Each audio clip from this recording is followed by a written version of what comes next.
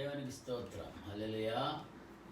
మన ప్రభువును రక్షకుడైన యేసుక్రీస్తు నామములో మరొకసారి ఈ యొక్క పునరుద్ధాన దిన సందర్భంగా మీ అందరికీ నా యొక్క హృదయపూర్వక వందనాలు తెలియజేస్తున్నా. మే మాసంలో మనల్ని 17వ తారీఖు వరకు దేవుడు మనల్ని సజీవ లెక్కలో ఉంచాడు. ఈ యొక్క దినాల్లో మనం అందరం దేవుని యొక్క సన్నిధికి రాలేక stay at home, social distance వీటిని పాటిస్తూ గృహాలే దేవాలయాలు అయిపోయినాయి.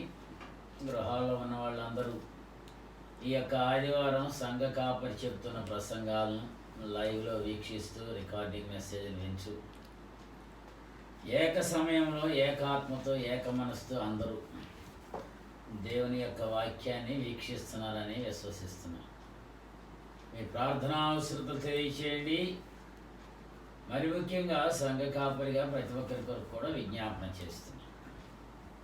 ప్రార్థన చేయండి. ఈరోజు వాక్య భాగం ధ్యానం చేసుకుందాం. లూకాసు వార్త 4వ అధ్యాయము 18-19 వచనాలు. ప్రభువు ఆత్మ నా మీద ఉన్నది, బీదలకు సువార్త ప్రకటించుటకై ఆయన నన్ను అభిషేకించును. చెరలోనున్న వారికి విడుదలను, గ్రుడ్డి వారికి చూపును కలుగునని ప్రకటించుటకును, నలిగిన వారిని విడిపించుటకును, ప్రభు హితవత్సరం ప్రకటించుటకును ఆయన నన్ను పంపినాడని వ్రాయబడిన చోటు ఆయనకు దొరికెను. ప్రార్థన చేసుకుందాం. చదవబడిన వాక్యం కొరకు వింటున్న ప్రతి ఒక్కరూ మేము ఈ ప్రదేశాల్లో ఉండి కళ్ళు మూసుకొని ప్రార్థన చేద్దాం.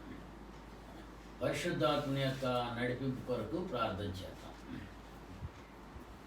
పరిశుద్ధుడా, ప్రేమ కలిగిన తండ్రి, ఈ యొక్క ఉదయకాల సమయంలో చదవబడిన వాక్యం ద్వారా చెప్పుతున్న నాతోనూ మాట్లాడుతూ ఉండగా వినుతున్న ప్రతి ఒక్క బిడ్డతోనూ మీరు మాట్లాడండి.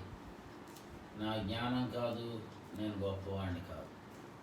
మీ వాక్యమే బ్రతికించేది, శక్తినిచ్చేది, ధైర్యాన్ని ఇచ్చేది. వాక్యం ద్వారా ప్రతి ఒక్కరితో మాట్లాడమని వాక్యమైన యేసు నామములో ప్రార్థిస్తున్నాను తండ్రి, ఆమేన్. ఈ యొక్క ఉదయకాల సమయంలో నేను చెప్పే, మధ్యాహ్న కాల సమయంలో నేను చెప్పే సందేశం ఏమిటంటే కుటుంబాలకు ఇస్తున్న సందేశం. కుటుంబాలన్నీ కలిసి వింటున్నాయని నేను విశ్వసిస్తున్నాను. స్వస్థపరిచే యేసు. ఏంటది? మీరందరూ వింటున్నారు కదా. స్వస్థపరిచే యేసు.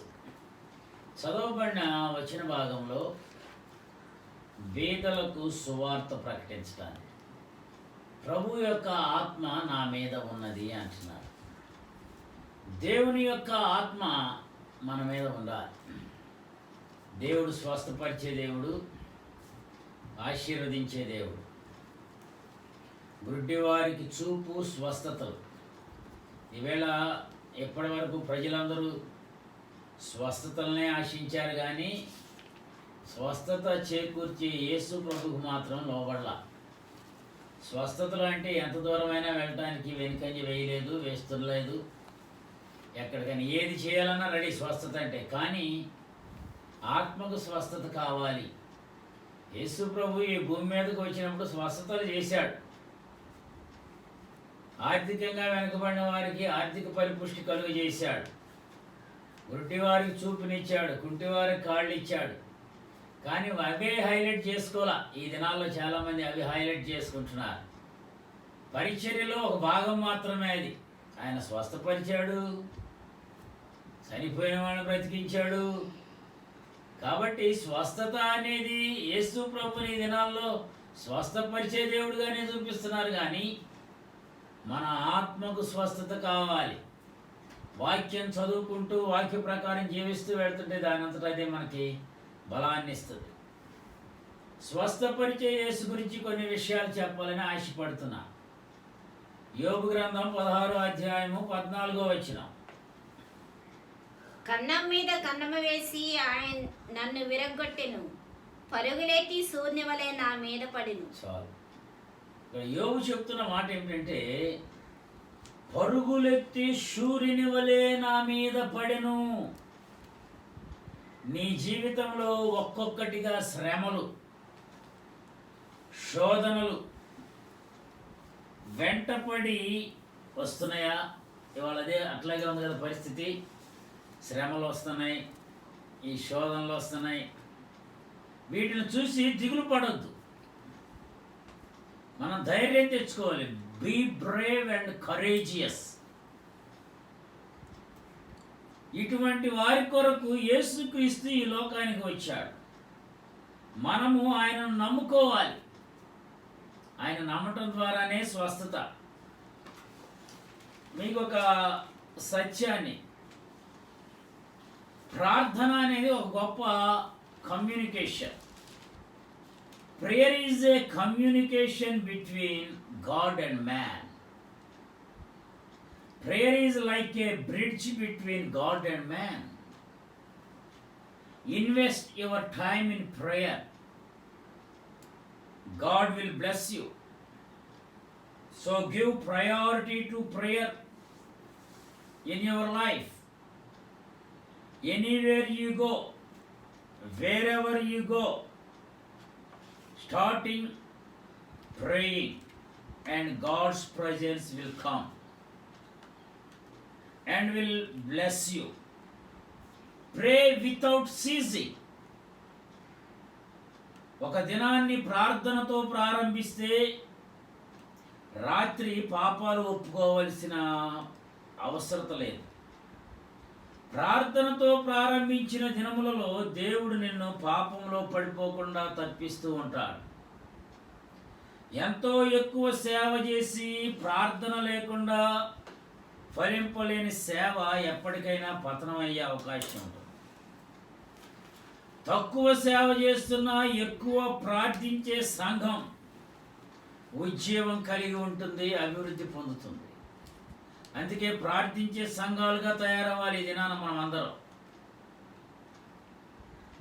ఆత్మీయ దరిద్రత నుండి, ఆత్మీయ అంధత్వం నుండి బయటపడటకు ఒకే ఒక మార్గం. అది ఏమిటయ్యా అంటే క్రీస్తు బిడ్డలు ప్రార్థించాలి.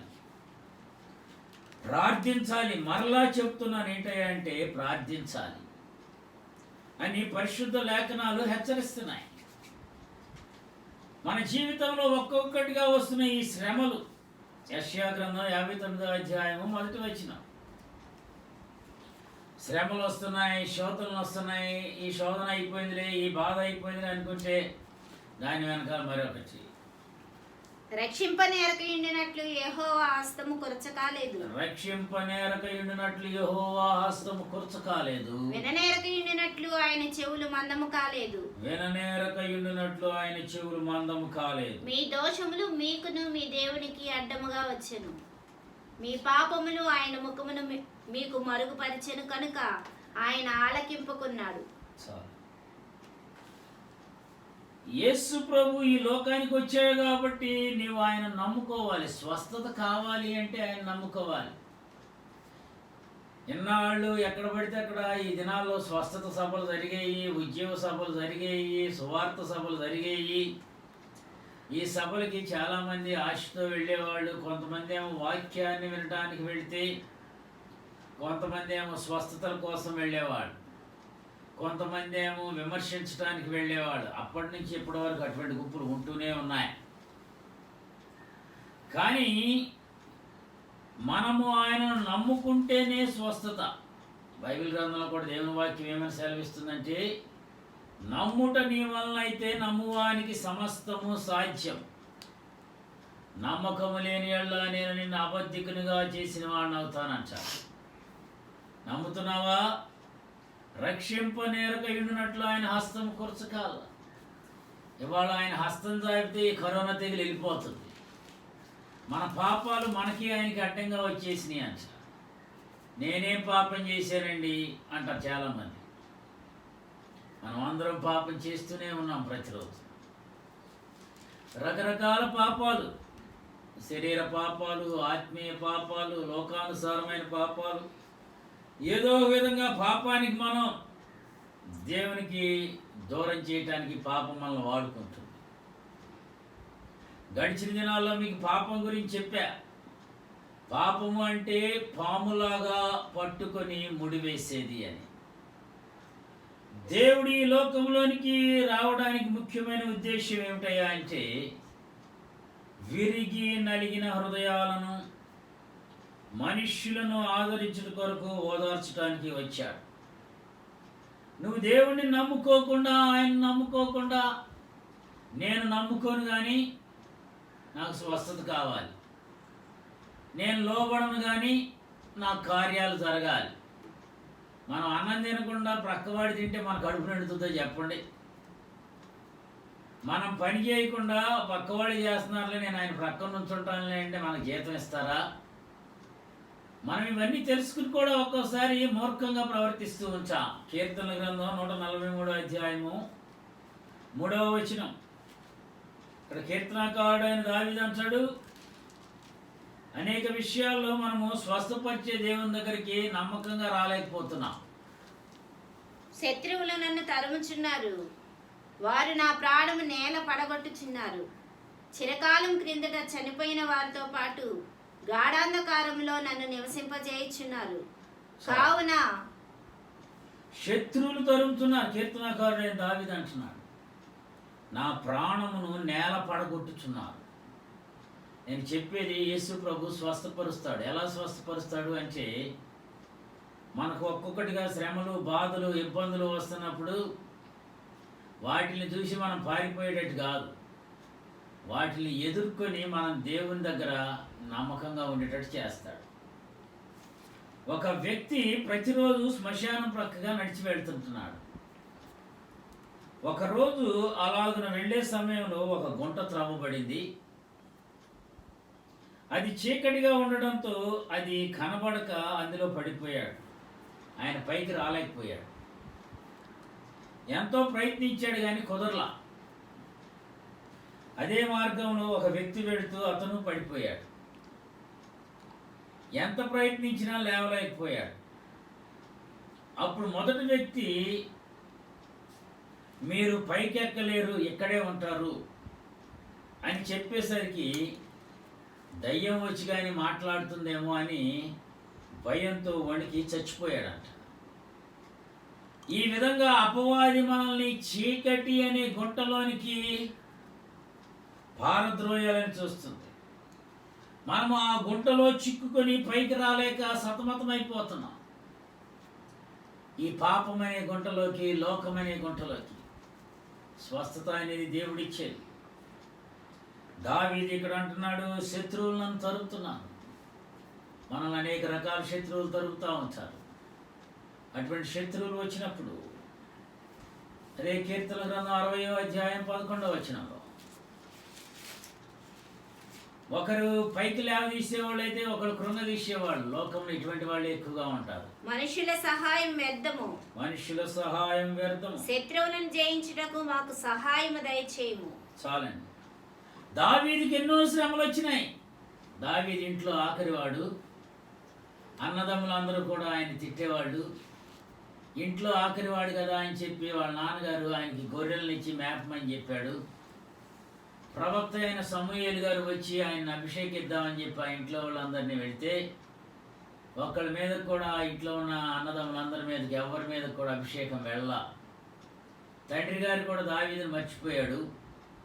ఆయన అంటాడు, వీళ్ళలో ఎవరో ఒకరి మీద అభిషేకం చేసేలే అంటే, ప్రవక్త అయిన సమూయేలు గారు తైలపు కొమ్మును పట్టుకొని, ప్రభు యొక్క ఆత్మ రావట్లేదు వీళ్ళని అభిషేకించడానికి, ఇంకెవరైనా ఉన్నారంటే మర్చిపోతాడు.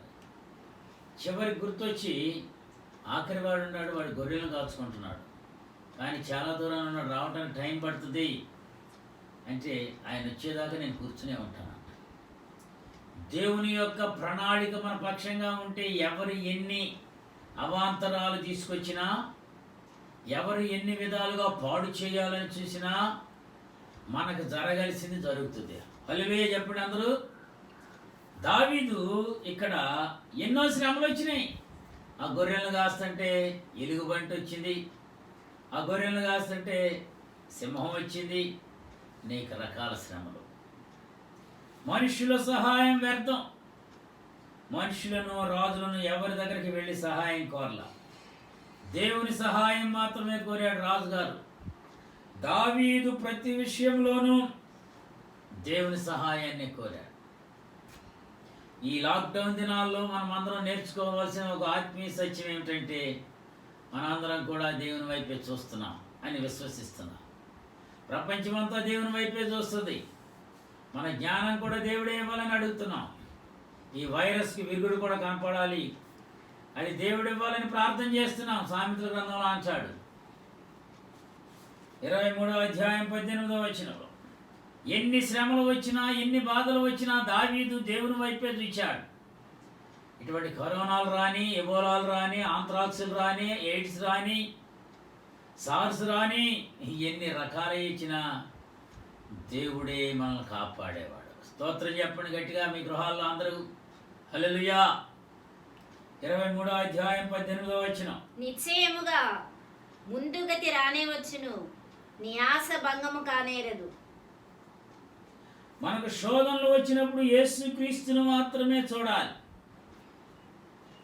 తప్పకుండా మనకు విడుదల కలుగుతుంది. దేవుని పైన సంపూర్ణంగా మనం ఆధారపడాలి. అప్పుడు మనకు ధైర్యం కలుగుతుంది.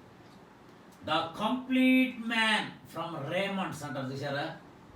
అంటే రేమండ్స్కి ఒక యాడ్ వచ్చేది ఇటువరకు. రేమండ్స్ వేసుకున్న వాళ్ళే పరిపూర్ణమైన మానవుడు. అంటే మిగతా వాళ్ళు ఏమైపోతారు మరి? సియోరామ్స్ ఉన్నాయి, విమల్లు ఉన్నాయి, అంటే వాళ్ళ బట్టలు కదా. అంటే వాళ్ళు వ్యాపారం కోసం రకరకాల స్లోగన్స్ ఇచ్చుకొని వాళ్ళని ప్రమోట్ చేసుకుంటూ వాళ్ళ వ్యాపారాన్ని అభివృద్ధి చేసుకుంటారు. అట్లాగే మనం కూడా మనము యేసుక్రీస్తు మీద మాత్రమే ఆధారపడాలి. ఆయన్ని చూసే ధైర్యం తెచ్చుకోవాలి. కానీ మనల్ని భయపెట్టే ఎన్ని తెగుళ్ళు వచ్చినా కానీ, మనల్ని కించపరిచేవాడు ఎన్ని మాటలు అన్నా కానీ, మనల్ని అవమానించేవాడు ఏ విధంగా మాట్లాడినా కానీ మనం ఎప్పుడు భయపడకూడదు. యేసుక్రీస్తు ఈ లోకానికి వచ్చి మరణం పైన విజయాన్ని పొందాడు. ఈ ప్రభువే దావీదుకు సహాయం చేశాడు.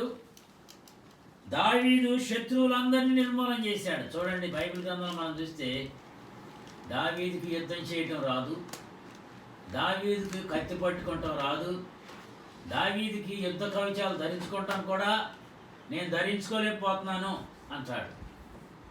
నేను దేవుణ్ణే కలిగి ఉన్నాను. కానీ దావీదు ఎప్పుడు చూసినా సరే యుద్ధానికి వెళ్ళినా బయటకు వెళ్ళినా ఉదయాన్నే లేచినా ప్రార్థన చేసుకునేవాడు. ఇందాక అదే చెప్పాను, prayer is the communication between man and God, bridge between man and God. ప్రార్థన దేవునికి మనకి మధ్య ఉన్న ఒక అంతరాయం, లేకపోతే ఒక కమ్యూనికేషన్, సమాచారం చేసేది. కాబట్టి ఇక్కడ అంటాడు దావీదుకు శత్రువులందరినీ నిర్మూలన చేశాడు. దావీదు తన యొక్క జీవితంలో యుద్ధం చేయడం రాకపోయినా సరే ఎప్పుడూ ఓడిపోలా, బికాజ్ ఆఫ్ ప్రేయర్. దావీదు ప్రతి ఒక్క విషయంలో దేవుని వైపే చూశాడు. రాజు కీర్తన గ్రంథం 54వ అధ్యాయం 7వ వచనం, రాజు అయిన సౌలుకు భయపడి గుండె పగిలిన స్థితిలో ఉండి ప్రార్థన చేసినప్పుడు దేవుడు అతని ప్రార్థన విని శత్రువుల బారి నుండి తప్పించాడు. ఆపదలన్నిటిలో నుండి ఆయన నన్ను విడిపించి ఉన్నాడు. నా శత్రువుల గతిని చూచి నా కన్ను సంతోషించుచున్నది. దావీదు మహారాజు గారు అన్నాడు, ఆపదలన్నిటిలో నుండి. ఒక ఆపద కాదు, అమ్మో ఎన్ని ఆపదలండే బాబు, ఈ ఆపదలు మేము తట్టుకోలేకపోతున్నాం అంటారు. ఆపదలన్నిటిలో నుండి దావీదు మహారాజు ఆపదలన్నిటిలో నుంచి తప్పించాడంట. శత్రువుల బారి నుండి తప్పించాడు. 147వ కీర్తన 3వ వచనం, యేసు ప్రభువు స్వస్థపరిచే దేవుడు. అది నేను నమ్ముతున్నా, నువ్వు కూడా నమ్మాలి. గుండె చెదిరిన వారిని ఆయన బాగు చేయువాడు, వారి గాయములు కట్టువాడు. చాలండి. భగ్న హృదయాలకు ఓదార్పునిచ్చేవాడు, గుండె చెదరిన వారిని బాగు చేసేవాడు. యేసు ప్రభు వాగ్దానం ఇదే. గుండె చెదరిన వారిని ఆదరించే దేవుడా, గూడు చెదరిన పక్షుల చేరదీసినాదుడా, త్యాగశీలుడా యేసు వందనాలయా, హృదయ పాలక స్తోత్రమేసయా, త్యాగశీలుడా యేసు వందనాలయా, హృదయ పాలక స్తోత్రమేసయా. గుండె చెద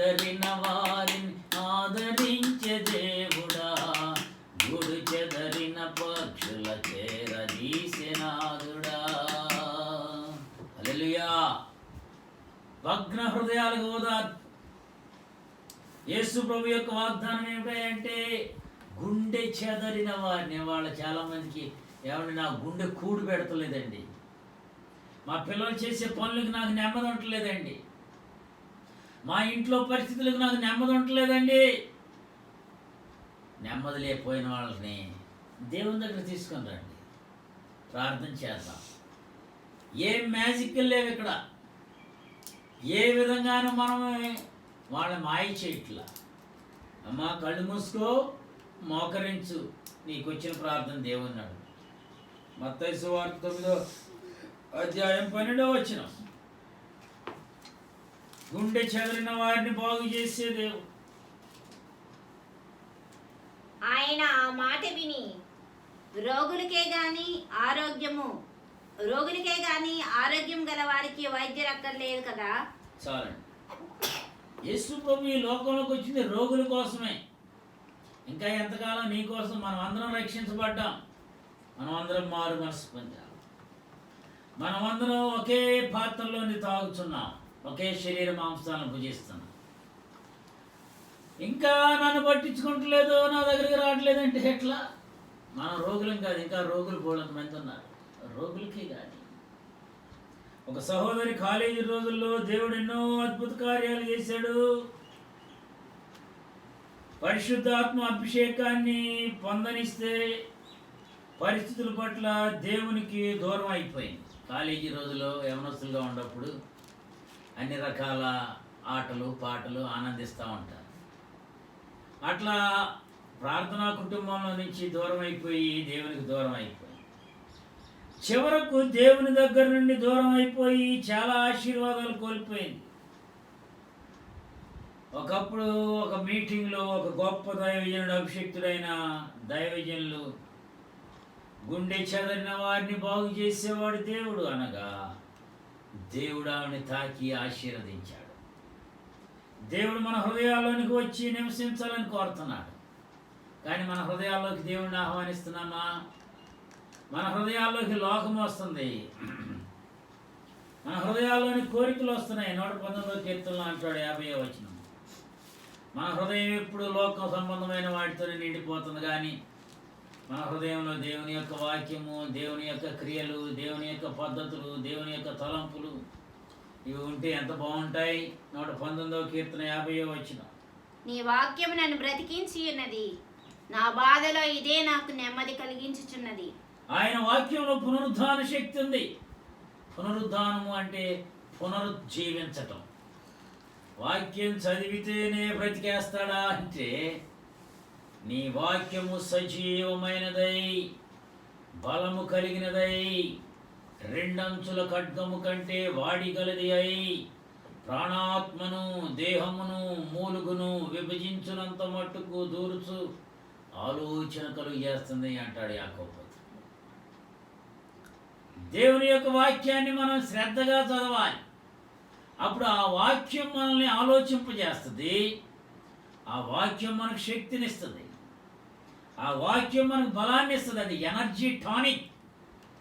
నీవు ఎన్ని గ్లూకోండీలు తాగినా, బోర్నవిటాలు తాగినా, బూస్టులు తాగినా, లీటర్ల పాలు తాగినా రాని శక్తి దేవుని యొక్క ఒక్క మాటలో. కుంటివాడిని అన్నాడు, నువ్వు లేచి నడు అన్నాడు, అంతే అంతే ఆ మాటకి.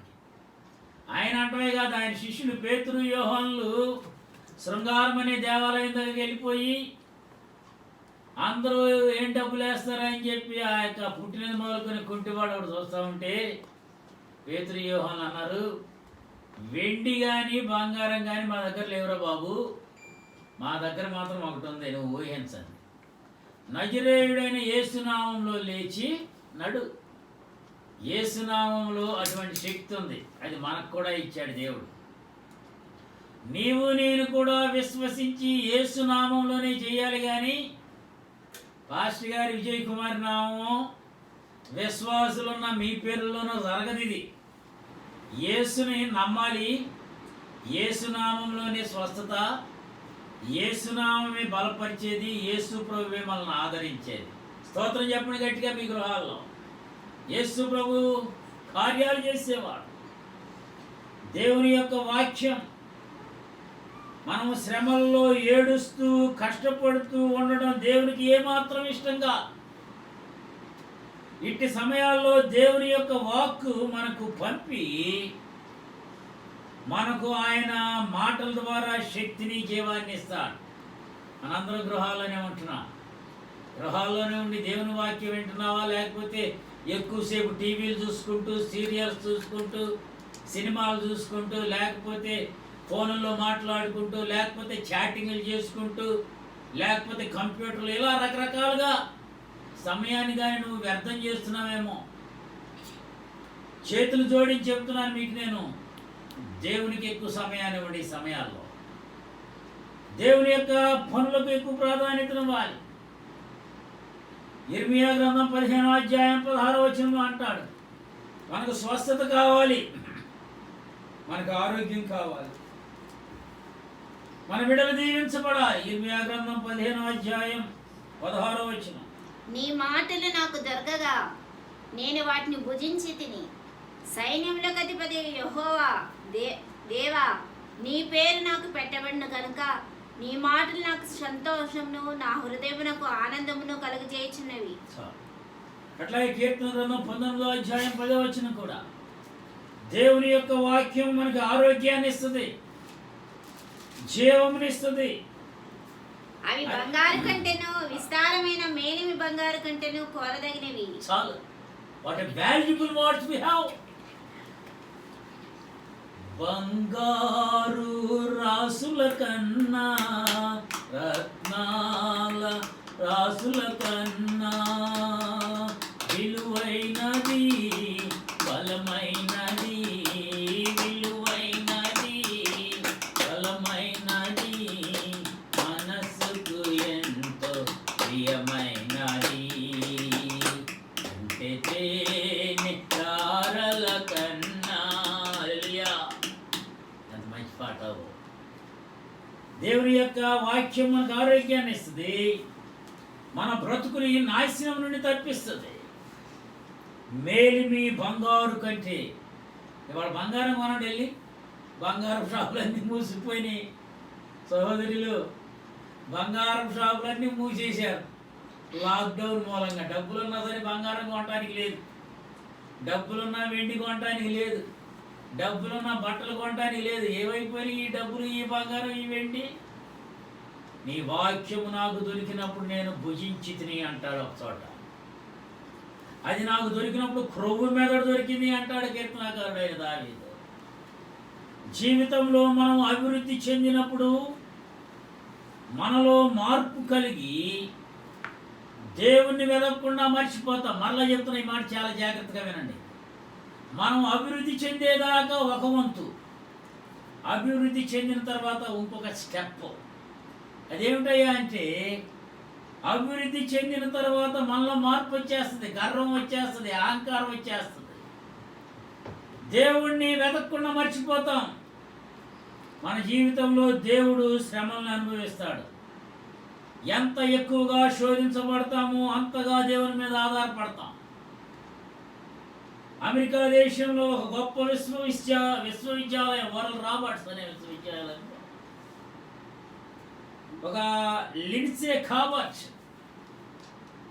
రాబర్ట్స్ క్షమించండి, మంచి కంపెనీలో ఉద్యోగం వచ్చింది, మంచి జీతం కూడా వచ్చింది, ఆశించిన విధంగానే వచ్చింది ఆ యొక్క కుమార్తె లిండ్సీ రాబర్ట్స్కి.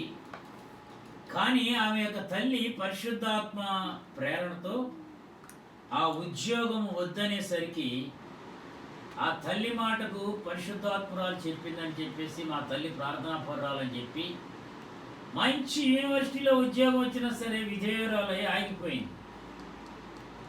ఒక వారం తర్వాత వార్తల్లో చూస్తే, ఈమె చేయాలనుకున్న కంపెనీలో, ఈమె చేయాలనుకున్న అదే వింగులో దుండగులు ప్రవేశించి కాల్చి చంపేశారు. తర్వాత ఆమె తల్లి కూడా చనిపోయింది. మరణించాక 3 ఏళ్ల వరకు దిగులు పడుతూనే ఉంది, ఏడవటం. దేవుని వాక్యం కూడా ఏమీ చేయదు. అప్పుడు దేవుడు నాతో మాట్లాడాడు అంటాడు. చూడండి ఒకసారి 1 దశలోనికెళ్ళి రాసిన పత్రికలో 4:13. సహోదరులారా, నిరీక్షణ లేని ఇతరుల వలె మీరు దుఃఖపడకుండు నిమిత్తము నిద్రించుచున్న వారిని గురించి మీకు తెలియకుండా మాకు ఇష్టం లేదు. యేసు మృతి పొంది తిరిగి లేచినని మనము నమ్మిన ఎడల అదే ప్రకారము యేసునందు నిద్రించిన వారిని దేవుడు ఆయనతో కూడా వెంట పెట్టుకుని వచ్చును. దేవుని వాక్యాన్ని జాగ్రత్తగా చదివి, అంటే వాళ్ళ తల్లి కూడా చచ్చిపోయింది, వాళ్ళ తల్లి మాట మీద విధేయురాలయ్యి ఆవిడ ఉద్యోగంలో చేరలేదు, ఆశించిన ఉద్యోగాన్ని. కానీ దేవుని కృపను బట్టి ఆవిడ బ్రతికింది. వాళ్ళ తల్లి చనిపోయింది, వాళ్ళ తల్లి కూడా చనిపోయింది. ఇంకా ఎందుకు, ఏం దేవుడు అనుకుంది ఆవిడ. దేవుని వాక్యం కూడా నన్నేం చేయలేదు అనుకుంది. ఇప్పుడు చదివిన వచ్చిన భాగం మనకు అదే తెలియజేస్తుంది. ఎవరైనా చనిపోయినప్పుడు మనం ఇది చదువుతూ ఉంటాం. సహోదరులారా, నిరీక్షణ లేని ఇతరుల వలె మనం దుఃఖపడకుండా నిమిత్తము అంటాడు. మనము దేవుని యొక్క వాక్యాన్ని ఇక్కడ జాగ్రత్తగా చదివి ఆ వాక్యాన్ని హత్తుకుంటే ఆయన తప్పకుండా మనల్ని ఆశీర్వదిస్తాడు. దేవుని వాక్యాన్ని జాగ్రత్తగా చదవాలి. ఏదో చదవాలంటున్నాం కదా, ఏమన్నా వాక్యం చదువుతున్నామా? రోజు పాస్టర్ గారు ప్రతి విశ్వాసిని అడుగుతూ ఉంటారు, రోజు వాక్యం చదువుకుంటున్నారా, ప్రార్థన చేసుకుంటారంటే చదువుకున్నాడు. ఏం చదివావు, ఏ అధ్యాయాలు చదివాడు కొంతమంది చెప్పు. ఆ వాక్యం ద్వారా దేవునితో ఏం మాట్లాడాడంటే మళ్ళీ నోరెల్లా పెడతారు.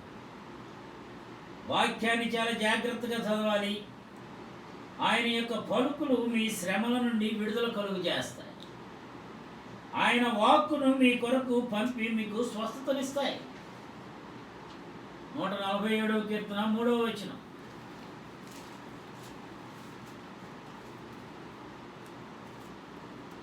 ఆయన వాక్కులు శక్తినిస్తాయి, బలాన్ని ఇస్తాయి, ధైర్యాన్ని ఇస్తాయి.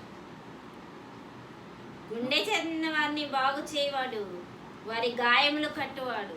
గాయములను కట్టే దేవుడు. ఇందాకడేమో భగ్న హృదయాలను ఓదార్చేవాడు, ఇప్పుడేమో గాయములను కట్టువాడు. యెషయా గ్రంథం 53వ అధ్యాయం 10వ వచనం కూడా చదవండి.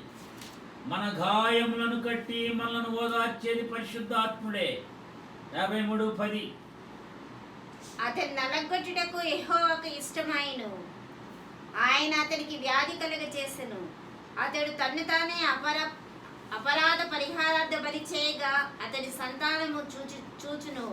అతడు దీర్ఘాయుష్మంతుడగును, యెహోవా ఉద్దేశము అతని వల్ల సఫలమగును. మన గాయములను కట్టి మనల్ని ఓదార్చేది పరిశుద్ధాత్ముడే.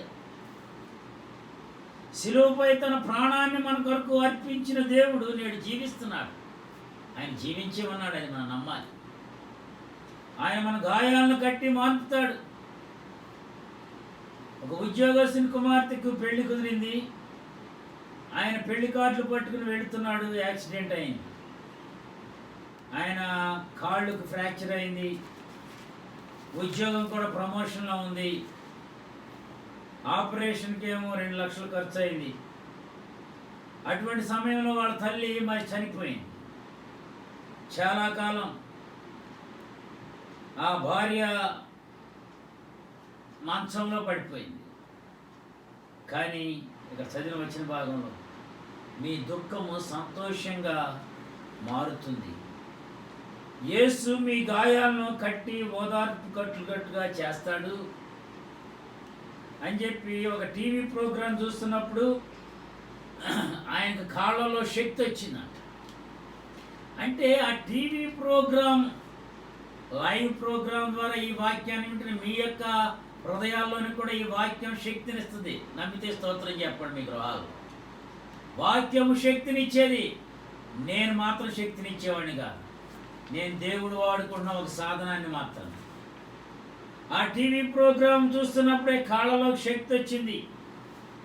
కర్రల సహాయంతో నడిచే ఆయనకు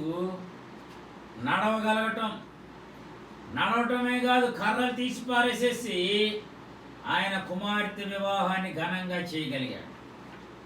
వైద్యం కోసం ఆయన ఖర్చుతో పాటుగా పెళ్లి కూడా దగ్గర 5 లక్షల రూపాయల దాకా ఖర్చు చేసి, దేవుడు నా గాయాలను కట్టాడు, నన్ను ఓదార్చాడు. మనం చిందించే ప్రతి కన్నీటి పొట్టు దేవుడు గమనిస్తున్నాడు. మీ కన్నీరు వ్యర్థం కాదు, మీ ఉపవాసాలు వ్యర్థం కాదు, మీ ప్రార్థనలు వ్యర్థం కాదు. నమ్మండి, దేవుడు వింటలేదనుకోవద్దు. శరీరంలో ఏదైనా వ్యాధి కలిగి బలహీనపడ్డారా? యాక్సిడెంట్లో అస్వస్థత వచ్చిందా?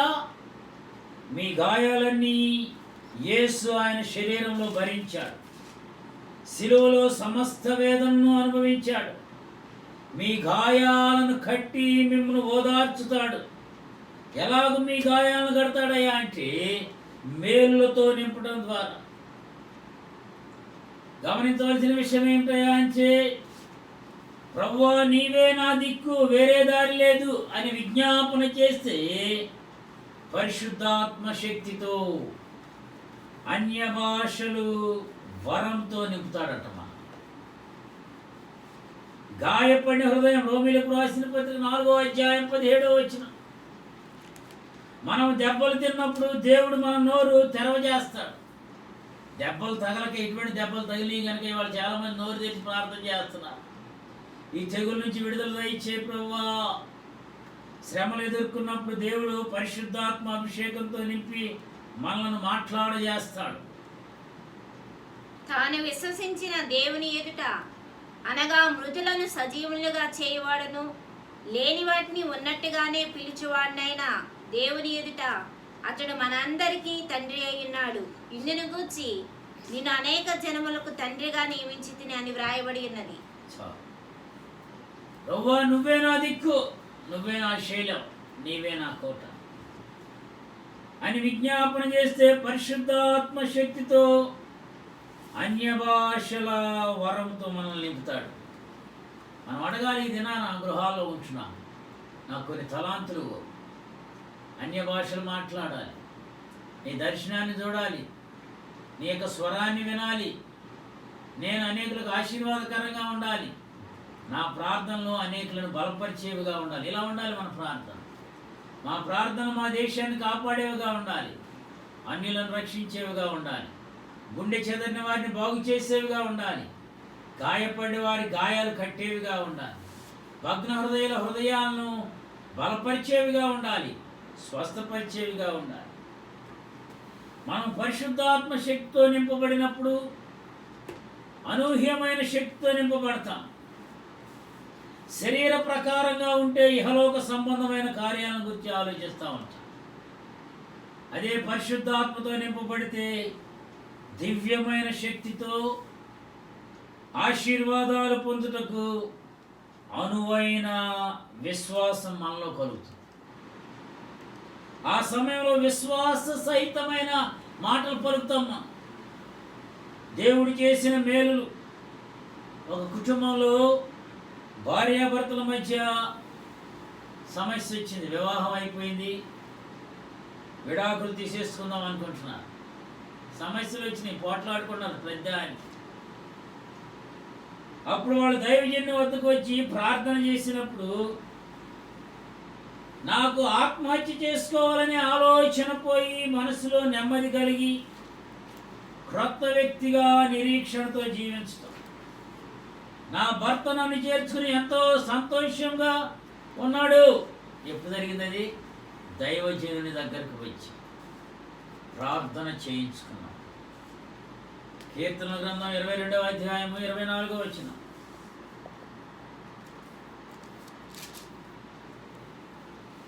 ఆయన బాధపడేవారిని బాధను తృణీకరింపలేదు, దాన్ని చూచి ఆయన అసహ్యపడలేదు, అతనికి తన ముఖమును దాచను లేదు. వాడు ఆయనకు మొరపెట్టగా ఆయన ఆలకించెను. దేవుడు భగ్న హృదయాలను నిర్లక్ష్యం చేయడు.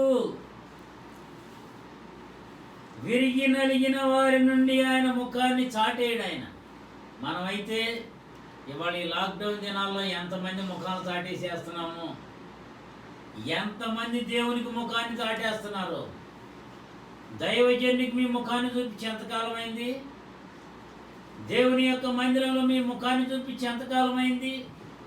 మిగతా వాళ్ళందరికీ లోకంలోనూ చుట్టుపక్కల వాళ్ళకి బయటికి వెళ్ళి చూపించుకుంటూనే ఉంటున్నాము మనం. కానీ దేవుడు అలా ముఖం చాటేసేవాడు కాదు. దేవుడు ఇక్కడ అంటున్నాడు, ఈ లోకంలో శ్రమలు కలిగినప్పుడు విరిగి నలిగిన వారి నుండి ఆయన ముఖాన్ని చాటేయడు. అపవాది ఈ దినాల్లో మనం చాలా బలంగా వాడుకుంటాడు. వెళ్ళకపోతే ఏమైంది? చెయ్యకపోతే ఏమైంది, మాట్లాడకపోతే ఏమైంది, నేను లేనా ఏంచి మన బలహీనపరుస్తూ ఉంటాం. ఈ లోకంలో శ్రమలు గడిగినప్పుడు మన కుటుంబ సభ్యులు, బంధువులు మర్చిపోతారు. ఈ దినాల్లో దైవజనుడిగా అనేక మంది దైవజనులందరూ భయపడుతున్నారు. ఇదే ఈవేళ విశ్వాసులు ఎలా ఉంటున్నారు, వాళ్ళ విశ్వాసం ఎలా ఉంటుంది, వాళ్ళు ఏ విధంగా వారి యొక్క ఆత్మీయ స్థితిలో బలపడుతున్నారు. ఎందుకంటే గృహాల్లోనే ఉంటున్నారు. ప్రార్థన చేసుకుంటున్నారా, వాక్యం చదువుతున్నారా, క్రమంగా ఉంటున్నారా, కుటుంబాల్లో ఏ విధంగా జరుగుతున్నాయో చూడటానికి కూడా రాలేని పరిస్థితి. మీరు రావద్దు, మేము రావద్దు, ఇలాగే ఉన్న పరిస్థితి. స్టే అట్ హోమ్, అట్లాగే డిస్టెన్స్ మెయింటైన్ చేయండి. ఇది చక్కగా అనుకూలంగా ఉంది అందరికి కదా. కానీ మనం దేన్ని వదులుకోట్లా. చేతులు జోడించి చెప్తున్నా, దేవునికి దూరం అవ్వద్దు, దేవుని వాక్యానికి దూరం అవ్వద్దు. ఏది ఎవరు వదులుకుంటలేదు. చూడండి, రోడ్ల మీదకి ఎలా వెళ్తున్నారు అందరూ, ప్రతిదీ తెచ్చుకుంటున్నారు, ఇష్టం వచ్చినట్టు తిరుగుతున్నారు. కానీ మరి నువ్వు దేవుని మందిరం అనేసరికి ఎందుకని దేవుని సన్నిధి నిర్లక్ష్యం చేస్తున్నావా?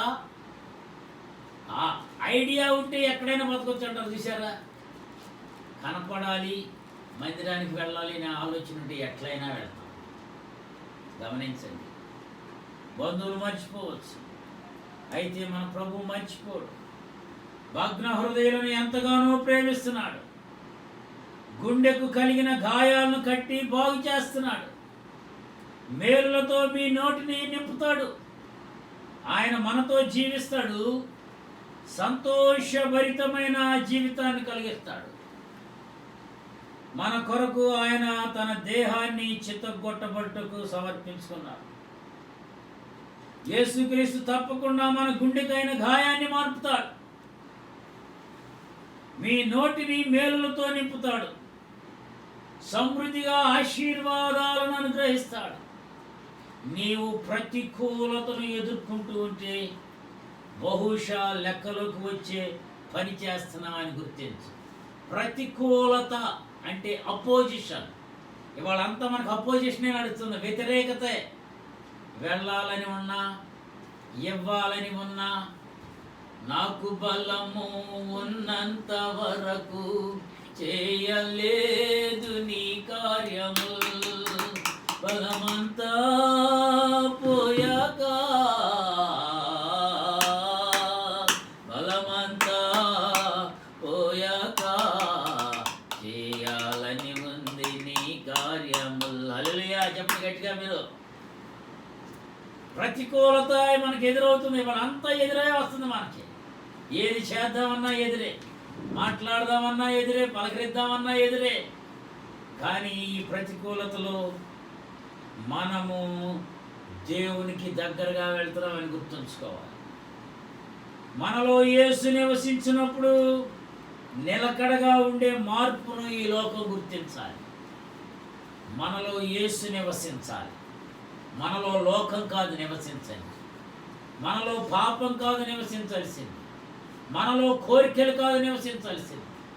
మనలో మనకు అది కావాలి, ఇది కావాలి అనేది కాదు నివసించాల్సింది. నాలో యేసు ఉన్నాడు, నాకు భయమే లేదు, ఎప్పుడు సంతోషమే. పడు, నాలో యేసు ఉన్నాడు, నాకు భయమే లేదు, ఎప్పుడు సంతోషమే.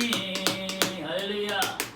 మనలో యేసు ఉన్నప్పుడు ఎప్పుడు సంతోషం, మనలో యేసు ఉన్నప్పుడు ఎప్పుడు ఆనందమే, మనలో యేసు ఉన్నప్పుడు ఎప్పుడు స్వస్థతే.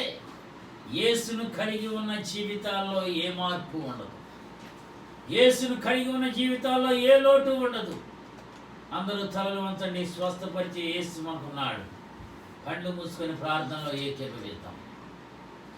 పరిశుద్ధమైన తండ్రి, ఈ మధ్యాహ్న కాల సమయంలో నువ్వు స్వస్థపరిచే దేవుడు, భగ్న హృదయాలకు ఓదార్పునిచ్చేవాడు, గుండె చెదరిన వారిని బాగు చేసేవాడు, మేలులతో మా నోటిని నింపేవాడు.